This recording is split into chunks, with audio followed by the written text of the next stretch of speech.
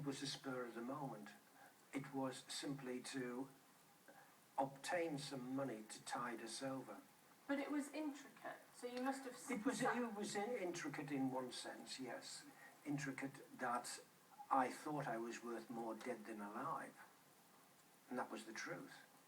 I thought it would relieve myself of the financial burden, and I thought it would relieve both of us from the emotional burden. Yes, I came up with the plan, and the plan was simply to claim on the insurance money. And was Anne in on this plan? Was your wife Yes. plotting it with you from the beginning? It does take two, and yes, she had misgivings at first, but then, of course, she did go along with it. So how did you do it? Did you sit round a table and go No, through what you were going to do? No, I worked out the details and then presented them to her.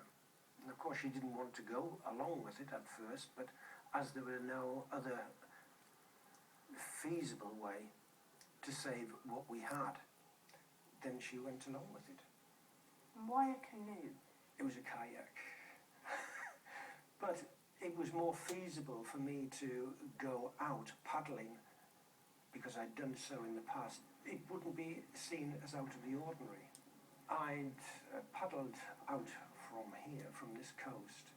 Naturally, the further out you go, the bigger the swell, and I kept paddling out. If I'd capsized in those waters in March, it's quite cold. I would have died of hypothermia fairly quickly. And yes, I paddled back, still unsure of my final plan, whether or not to hand myself in, say, look, I'm late for work, go back out to sea, or go through with it. As it happened, I did go through with it. Eventually, it was dark enough and my wife did collect me. And I did get the train and I ended up at Carlisle. When I was in the bed and breakfast, I quickly discovered that I couldn't sustain that sort of lifestyle. I had to have somewhere to go which wasn't going to cost me any money. And the only way to do that was to try and camp out. I ended up going over to a place called Silloth, and then I was camping out in the sand dunes. But you did come back to see I did come back. She did come and collect me, yes. And then you hid out in the house. I stayed in the house. I slept there. I wasn't hiding for 6 years or whatever the police said. No. I used to walk along the front. Why did you feel you could be so brazen when it was such a complex crime, a plot? Because I didn't look the way I do now. How many near misses did you have? I did walk back from Hartlepool one day, and my heart nearly stopped because in front of me was my brother and father walking towards me. Luckily, they didn't recognize me. But I also walked past staff who I used to work with every day. When you had got away with what seemed like the perfect crime, why did you then come back, walk into that police station and effectively give yourself in? I treated the crime as basically borrowing the money of the insurance companies.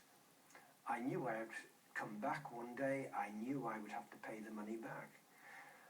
I came back really because I have 2 sons and I wanted to be part of their lives again. You say the reason is because you wanted to see your sons. It wasn't because they were onto your wife, Anne. You knew the police knew that she was part of your scheme. I'd reiterate, no one knew I was alive.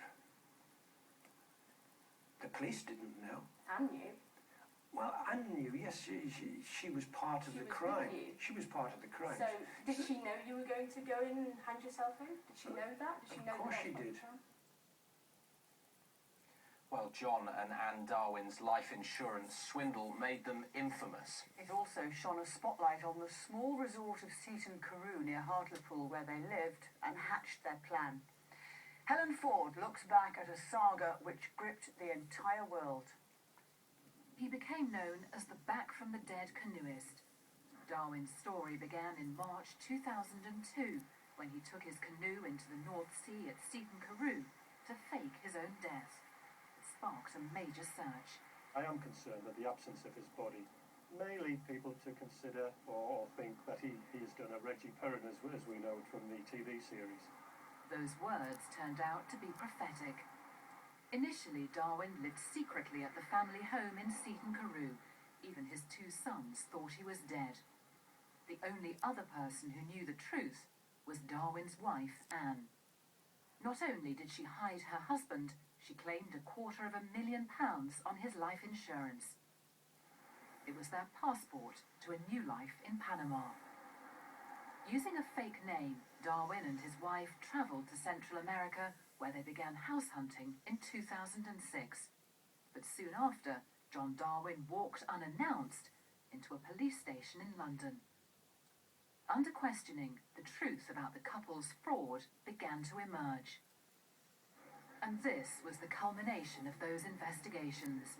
In the full media glare, John and Anne Darwin were jailed for what the judge described as a cruel and sophisticated crime. And keep watching us this week to find out about John Darwin's life in Panama and his thoughts on deceiving his family. He also speaks to us about his fascinating relationship with his estranged wife and partner in crime, Anne. I was with Anne since 1972. I love her, I hate her. It's very, very fine balance. Well, before we move on